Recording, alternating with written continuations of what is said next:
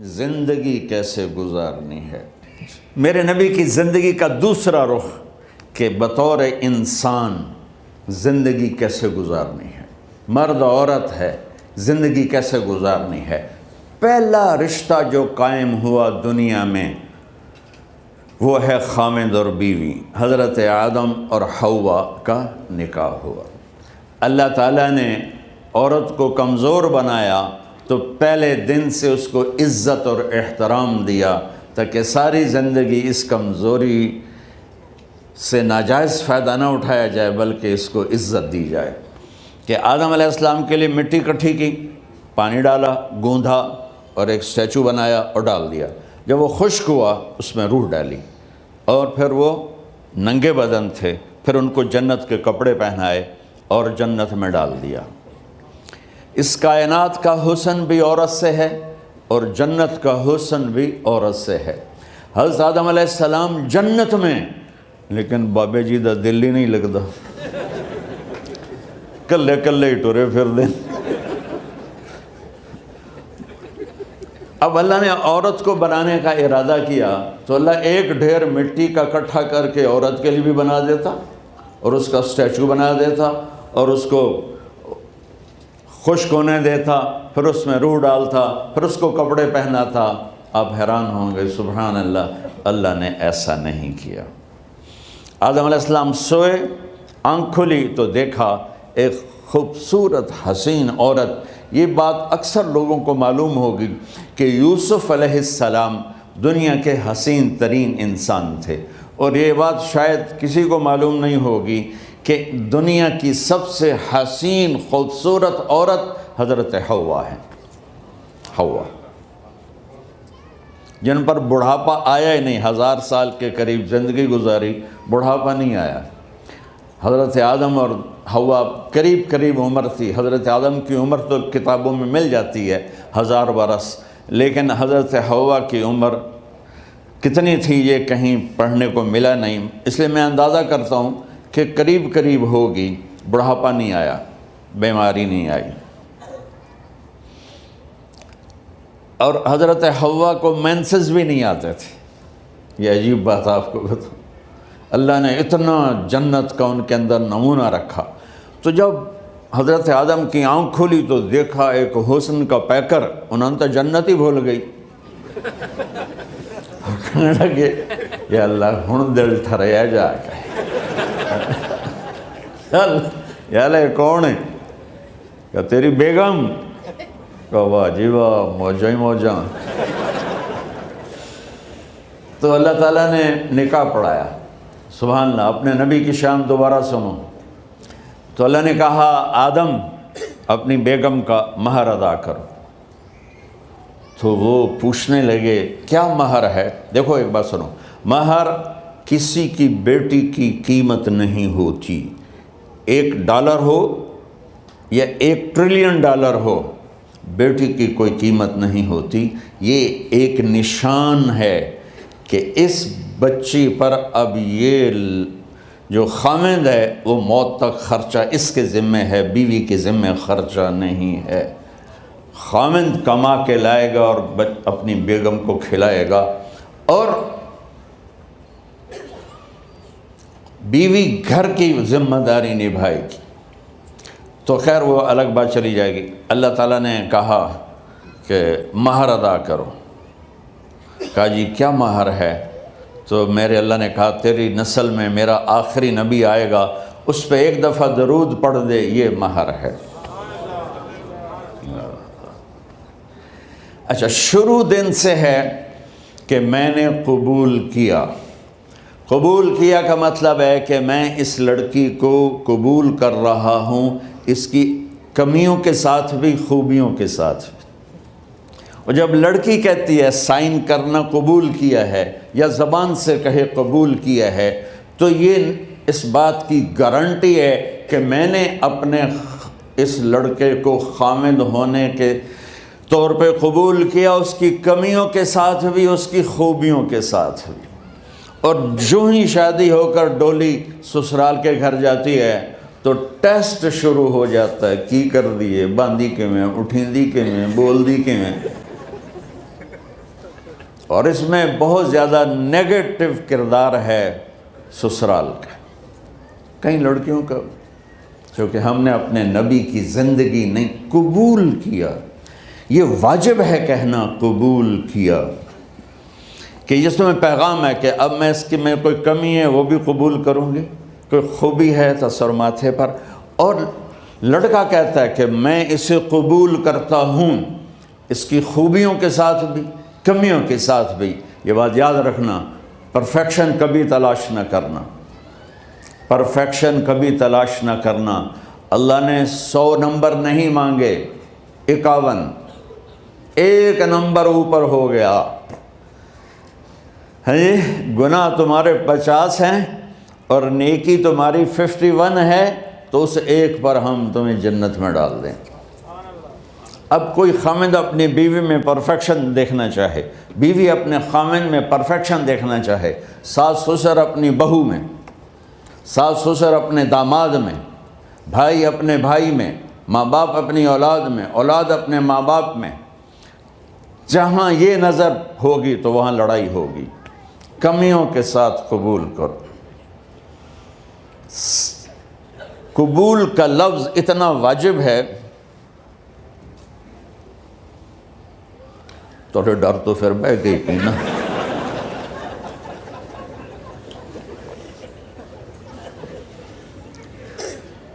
قبول کا لفظ اتنا ضروری ہے کہ اس کے بغیر نکاح ہی نہیں ہوتا. میں یہ کئی جگہ لطیفہ سنا چکا ہوں, اور واقعی قصہ بھی ہے, ایسے لطیفہ نہیں ہے. میرے دوست ہیں, ذمہ دار ہیں اچھے, تو ان کے گاؤں کا ایک بچہ چھوٹی عمر میں بسوں پہ جا کے نا وہ جاب پہ لگ گیا. تو اس کا کام ہوتا ہے بس کو صاف کرنا, ڈرائیور کو چائے پلانا, اور جہاں کہیں رش ہو تو اس کو ڈائریکشن دینا, استاد جی کٹ لو, استاد جی آن دیو, استاد جی جان دیو. تو یہ اس کا محاورہ بن جاتا ہے. اب اس کا نکاح ہوا تو مولانا صاحب نے کہا بھائی عبد الرحمن, میں فرضی نام لے رہا ہوں, نام مجھے اس کا یاد نہیں, عبد الرحمن زینب بنت اسلم نو تیرے نکاح دیتا 500 مہر تو قبول کیتا. تھوڑی دیر سوچ کے کہندا جی آن دیو. اس نے ساری زندگی آن دیو ہی سیکھا تھا. تو اس کے بھائی نے اس کو نہیں ماری تو کہنے لگا جی جان دیو. مولانا صاحب نے کہا آن دیو جان دیو نال کم نہیں بننا, تو آگے میں قبول کیتا.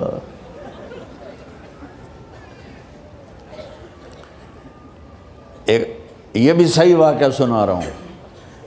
ایک نوجوان نے بیوی کو 3 طلاق دے دی کٹھی. اب ہو گیا پریشان, مولانا صاحب کے پاس گیا, کوئی میرے جیسا ہوگا. مولانا صاحب 3 طلاق دے بیٹھا, کوئی مسئلہ کا حرام. کہا جی کوئی رستہ حرام, کوئی گنجائش حرام. اس نے جیب سے موٹا سا لفافہ نکالا اور مولانا کے جا نماز کے نیچے ڈال دیا. کہ مولانا صاحب کوئی گنجائش, کہ ہن تو سوچنا ہی پوے. کی آکھیا ہی تو اپنی بیگم نو؟ اس آکھیا جی میں آکھیا ہی 3 طلاق. اس آکھیا مبارک ہوئے طلاق نہیں ہوئی. میں آکھیا جی او کیویں؟ آکھے او جڑا یہ طلاق ہے عربی دا لفظ, اس سے چاکھنا پمدا ہے طلاق.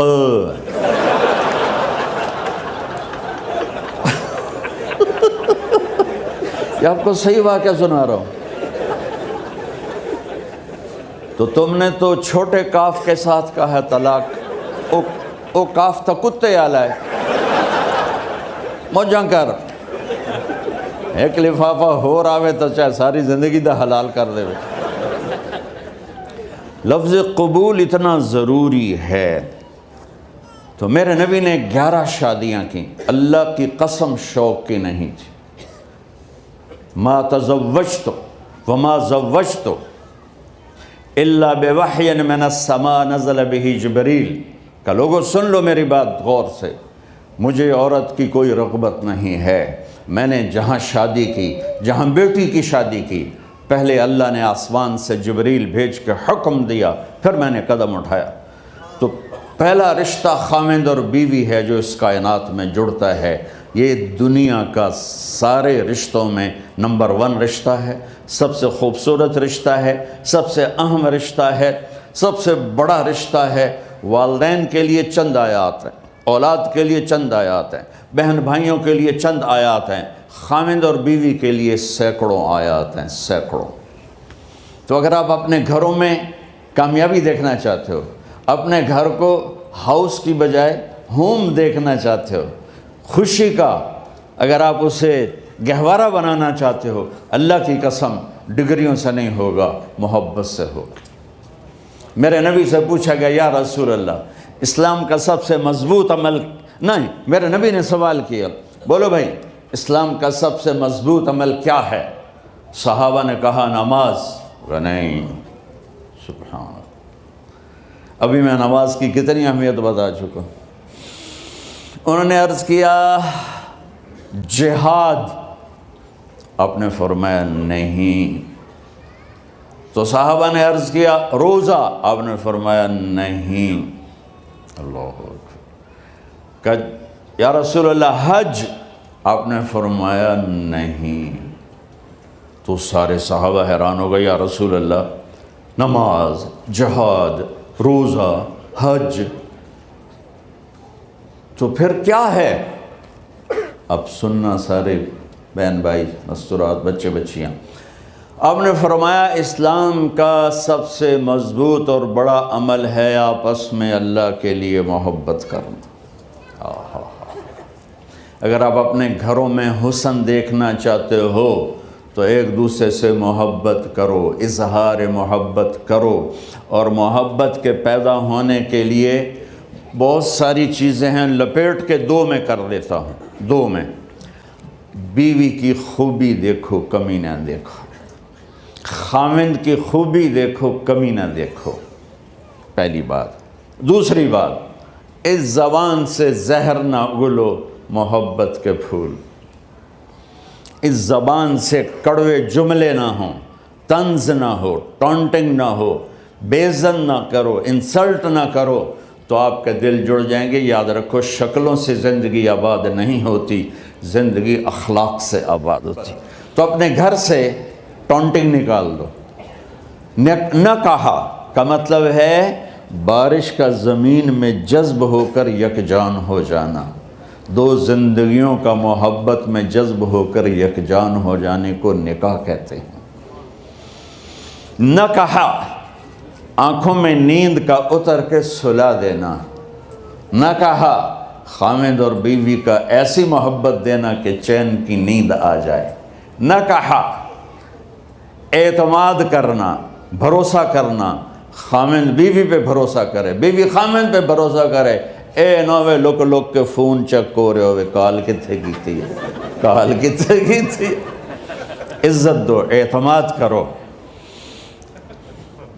چوتھا مطلب درخت کا چھاؤں بنا دینا، نہ کہا میاں اور بیوی، خاوند اور بیوی کا محبت کی ایسی چھاؤں بنانا کہ اس کے نیچے اولاد کا پودا خوبصورتی سے پیدا ہو سکے۔ نہ کہا، صرف لفظ نکاح کے مطلب بتا رہا ہوں، نہ کہا مریض کو، کدھر ڈاکٹر بیٹھے ہیں، میرے سامنے بیٹھے ہیں، مریض کو دوا ایسی دینا کہ وہ شفا یاب ہو جائے، آپس کے ایسے تعلق بنانا کہ زندگی کو شفا مل جائے۔ میرے بھائی بہنوں، میں آپ کو اپنے نبی کی زندگی بتا رہا ہوں۔ میرے نبی نے 11 شادیاں کی، اللہ ذوالجلال کی قسم، صرف ہمیں زندگی سکھانے کے لیے کہ گھر کی زندگی کیسے ہوتی ہے اور اولاد کو کیسے پالا جاتا ہے۔ اب لوگ کیا مجبوریاں ہیں کہ عورت بھی جاب کرتی ہے، مرد بھی جاب کرتا ہے۔ عورت کی سب سے بڑی جاب اپنی نسل کو پالنا ہوتا ہے۔ جب یہاں ٹائم نہیں ملتا بچے کو، نہ ماں سے ملتا ہے نہ باپ سے ملتا ہے، تو پھر وہ جنگل کا پودا بن جاتا ہے۔ یہ تو وینکوور ہے، فیصل آباد کی بات سناتا ہوں۔ میرے بچے جس اسکول میں پڑھتے تھے ان کے پرنسپل سے میری دوستی تھی، میں ملنے گیا ایک دن، تو کہنے لگے جی عجب واقعہ ہوا ہے کہ یہاں 2 بچے پڑھتے ہیں، ان کی ماں بھی ڈاکٹر ہے اور باپ بھی ڈاکٹر ہے، تو وہ دونوں آئے ہیں میرے پاس کہ ہمارے بچوں نے 3 دن ہو گئے ہیں گھر میں کھانا نہیں کھایا، تو ہم پریشان ہیں، ہمیں بتاتے نہیں، کائنڈلی آپ پوچھ کے بتائیں کہ وہ کھانا کیوں نہیں کھا رہے۔ ایک باری کر کے بھی دکھا دو.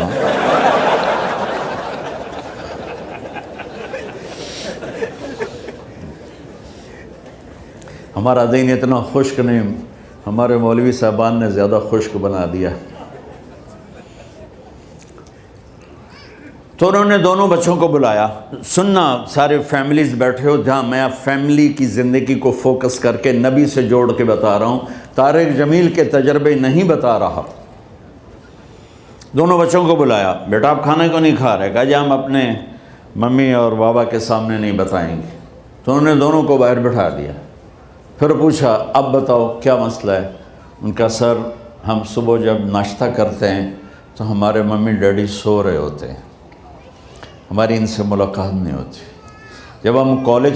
جب ہم اسکول سے واپس آتے ہیں تو ممی ڈیڈی اپنے میڈیکل کالج میں ہوتے ہیں، ہاسپٹل میں ہوتے ہیں، تو ہمیں ان کو دیکھنے کا موقع نہیں ملتا.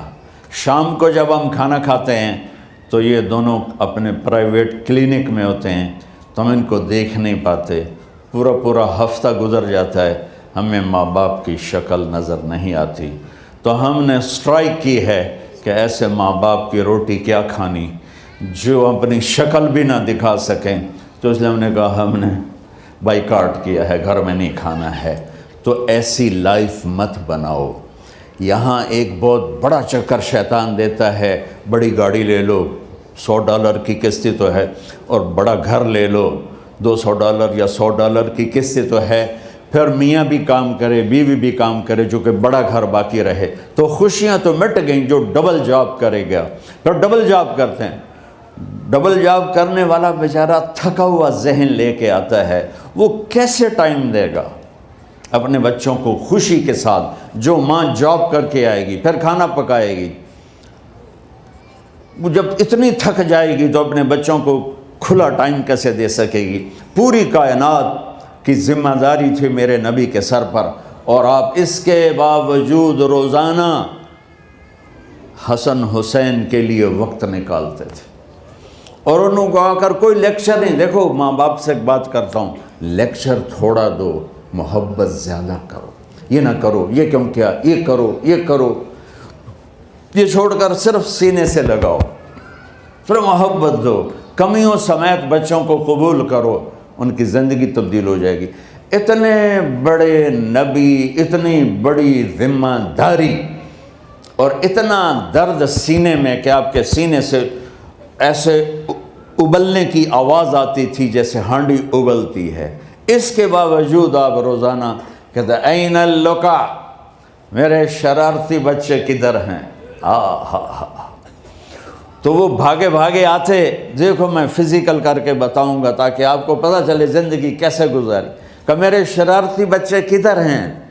7 بر اعظم کی ذمہ داری ہے. اور تھوڑی چھوٹیاں جابن تو تسی کہتے ہو بزی بڑے ہیں. میرے نبی پہ 7 بر اعظم کے انسانوں کی ذمہ داری ہے، اور آخری آنے والے انسان تک کی ذمہ داری ہے. اس سے بڑی جاب کس کی ہوگی کائنات میں؟ اور پھر آپ روزانہ آتے ہیں این اللقا، میرے شرارتی بچے کدھر ہیں؟ تو حسن حسین بھاگے بھاگے آتے. آپ ان کے لیے یوں ہو جاتے تھے، آؤ بھائی میری کمر پہ چڑھ جاؤ. اپنے نبی کی عظمت کو جانو کہ انہوں نے زندگی کیسے سکھائی. چاند کے 2 ٹکڑے کر دینا کوئی معمولی بات ہے، آسمان چیر کے چلے جانا معمولی بات ہے، ایک زندگی سکھا کے جانا سب سے بڑی بات ہے. کتنی اولادیں برباد ہو گئیں ماں باپ کی وجہ سے، کتنے گھر اجڑ گئے ساس سسر کی وجہ سے، کتنے گھر اجڑ گئے لڑکی کے بدتمیز ہونے کی وجہ سے، کتنے گھر اجڑ گئے لڑکے کے شرابی اور باہر کی گندگی کی وجہ سے. زندگی سیکھو. یہ اتنے بڑے نبی ہو کر آپ یوں ہو رہے ہیں جیسے میں نے آپ کو کر کے دکھایا. دونوں کو اوپر بٹھا لیتے اور کمرے میں چکر لگاتے تھے، پھر یوں کر کے پوچھتے تمہارا اونٹ کیسا ہے؟ سوال. پھر دونوں کو اتار دیتے اور اپنی نواسی زینب، جن کو حضرت علی کی وراثت ملی کس کی؟ علم کی، فصاحت اور بلاغت کی، ان کو کمر پہ بٹھا لیتے اور اکیلی زینب کو پورے گھر میں چکر لگواتے تھے۔ اور بھی دکھ ہیں زمانے میں محبت کے سوا، راحتیں اور بھی ہیں وصل کی راحت کے سوا، کیا صرف کمانا ہی کام ہے؟ ادھار کی زندگی سے بچو، خوش و خرم رہو، اس کو قسط دینی ہے، یہ قسط دینی ہے، یہ قسط دینی ہے، یہ دینی ہے، سر میں درد نہیں ہوگا تو اور کیا ہوگا؟ تو آپ اتنے بڑے عظیم ہو کر وقت نکال رہے ہیں، اور حضرت ابو ہریرہ فرماتے ہیں میری آنکھوں نے دیکھنا سارے کہ آپ نے کبھی حسن کبھی حسین، یہاں جیسے مائیں کرتی ہیں ادھر کھڑا کیا ہوا ہے اور جھولا جھولا رہے ہیں ایسے، اور ان کے دونوں ہاتھ پکڑ کر کہہ رہے ہیں آ جاؤ اوپر آ جاؤ، اوپر آ جاؤ، آگے پہاڑی ہے، اوپر آ جاؤ، آگے پہاڑی ہے، تو ایسے ایسے آتے، اور اوپر آؤ، وہ یہاں آ جاتے، آگے آؤ، وہ یہاں آ جاتے، آگے آؤ، وہ یہاں آ جاتے، تو پھر آپ یوں ہو جاتے، آگے آؤ، تو چڑھتے چڑھتے یہاں آ جاتے، وہ یہاں آ جاتے تو آپ ان کے ہاتھ فکس کر کے آگے بڑھ کر ان کے ہونٹوں کا بوسہ لیتے اور کہتے یا اللہ میں ان سے پیار کرتا ہوں، تو بھی ان سے پیار فرما۔ بھائیو اللہ کی قسم، پیسے سونے چاندی سے زندگی میں خوبصورتی نہیں آتی، نبی کی غلامی سے زندگی میں خوبصورتی آتی ہے۔ اتنے بڑے نبی ہیں اور حضرت عائشہ سے کہہ رہے ہیں دوڑ لگائیں۔ یہاں کسی مولانا سے پوچھو اپنی بیوی سے کبھی کہا اس نے کہ دوڑ لگائیں؟ الٹا سوٹا لے آتے کھلو جائے گا۔ عائشہ دوڑ لگائیں، اور واپسی کہاں سے ہو رہی ہے؟ دوڑ کہاں لگ رہی؟ جہاد کے سفر سے واپسی ہو رہی، اور آپ نے اپنے صحابہ سے کہا سب آگے چلے جاؤ۔ جب سارے آگے چلے گئے اور کوئی نظر نہیں آ رہا تو آپ نے کہا عائشہ آؤ دوڑ لگائیں، تو حضرت عائشہ کہتی ہم نے دوڑ لگائی تو میں آگے نکل گئی لیکن ابھی پیچھے رہ گئے۔ کچھ سال گزرے تو پھر ہم سفر سے واپس آ رہے تھے تو آپ نے صحابہ سے فرمایا سب آگے چلے جاؤ، چلے گئے۔ آپ نے کہا عائشہ دوڑ لگائیں؟ کہ جی لگائیں۔ کون دنوں میں ذرا موٹی ہو گئی تھی تو پھر اللہ کے نبی آگے نکل گئے، میں پیچھے رہ گئی، تو آپ نے کہا عائشہ ہذہ بتلک، آج تو اور میں برابر